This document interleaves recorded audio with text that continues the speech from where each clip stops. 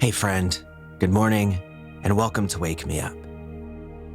In this motivational wake up, we'll be talking about how you can use failure to fuel success. Even though it never really feels good to fail, the truth is that most of our growth and development as humans comes through trial and error. Now you can start this episode whether you're in bed or up and about already. It doesn't matter. But before we dive in, let's take one quick moment to pause. Wherever you are, whatever you're doing, just take 1 second and put everything down. Tune in to yourself, here, now. And mentally, set an intention for yourself today to carry on through the journey of life with self-compassion and self-belief, knowing that there will always be ups and downs. But you've made it through all of those twists and turns before, and you'll continue to do that going forward as well. Now let's take one deep breath together. So inhale, filling up with all of the possibilities that lie ahead today. Hold at the top, and then exhale, release. Now, if you're in bed, I recommend using this moment to roll over and make your way up and get your morning started. Feel free to go about your morning routine, making your coffee, having a stretch, taking your dog for a walk, whatever it is that you like to do with your morning. And while you do that, let's talk about the relationship between failure and success. When you think about failure, try not to get attached to the word and focus on what the true experience of it really is. Failure is actually just a matter of trial and error, and it's only failure if you stop before success happens. See, if your failed attempt is used as a tool of reference, something to be studied, looked at from different angles, and understood in new ways, then inevitably it will help you get to success. In the same way, the avoidance of failure is directly going to hold you back from your goals, because that means you're ignoring the obstacles that you need to overcome to get there. In this way, failure and success are always intertwined. The world's greatest minds, their greatest achievements, were paved with failures that aren't even talked about. We live in a world where we're so success-focused. The celebrities and famous people curate an image of perfection for us online. But behind the scenes, there's so much more real life going on. Knowing that people like Albert Einstein had so many failures before their successes can help us identify with those people and to see what they did as human and as something that's possible for us too. It was even shown in a study that when children are taught about the countless failures of the world's most brilliant minds, it's easier for them to relate to the experiences of those people, and they can understand that the road to success is paved with many failed attempts. And that's exactly how we should be looking at it, because that's the human experience. And it's no less beautiful when failure happens. Some of humanity's greatest achievements started as failures, like the discovery of penicillin, which came from a careless lab oversight, simply leaving a petri dish out for too long. So you see, we aren't inherently flawed because we fail. We're still brilliant and completely capable. We just have to trust in the process and ourselves.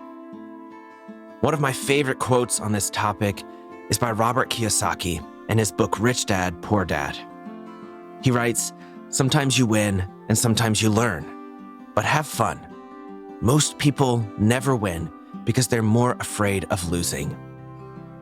I love this quote so much because it emphasizes that growth comes from your emotional experience of failure and success. You're allowed to fail and still have fun. In fact, that leads to better learning and integration. And you're much more likely to stick around to see your successes when you let the process be fun. There's a saying at the core of neuroscience: neurons that fire together, wire together. And it means that the brain pathways you repeat build stronger and stronger. So repeatedly seeing mistakes and setbacks as negatives builds those neural pathways stronger. But if you see them as part of the process, you learn to laugh at yourself and enjoy the journey, then you will be wiring your brain to find success. This will make you more comfortable when failure does happen, because you'll be used to shifting your focus back to those positive feelings. It's like training your mind to accept failure, but not stay stuck in it. And accepting failure doesn't mean settling for failure. It just means you're emotionally comfortable enough to know that failure doesn't define you or what you're capable of. It means you can sit with some uncomfortable feelings without making them bigger than they have to be. It means you are dedicated to the craft of being your best self.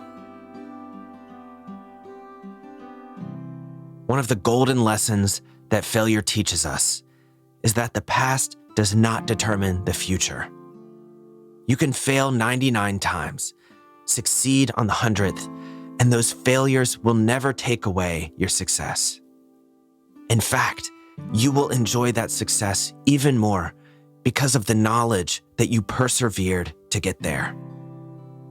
When you decide that your emotional resiliency can truly carry you through anything, you harness that same power used by the world's most brilliant minds. Like everything in life, it's the way you respond to situations that defines your experience of them. So let me ask you this: what's your story around failures, around mistakes, and around setbacks? If you see failure as an obstacle, what thoughts lead into that belief? Shift your perspective and see your failure or your mistake as something to learn from, something to grow from, a stepping stone so that you can reach even higher. And never feel shame around failure. Seek to understand where that shame is coming from, because embedded in that shame is a powerful motivational tool. Whatever is causing it is a driver for you. And when you can hook onto that and unleash it, you will become unstoppable. Think of someone you know who has achieved something incredible, who struggled and failed many times before getting there. Even if it may seem like a simple achievement that not many people know about, I guarantee you it took a ton of emotional resilience. What about their attitude towards failure could you adopt? What about the way they handled it could you praise? And when you succeed, what will you want people to praise you for? The successful people who you most admire likely have the qualities that you seek to embody. So integrate those qualities into yourself, and you'll be bound to be headed in the right direction. Wherever you are in your journey of reaching your goals, know that you're just as capable of reaching them as anyone else.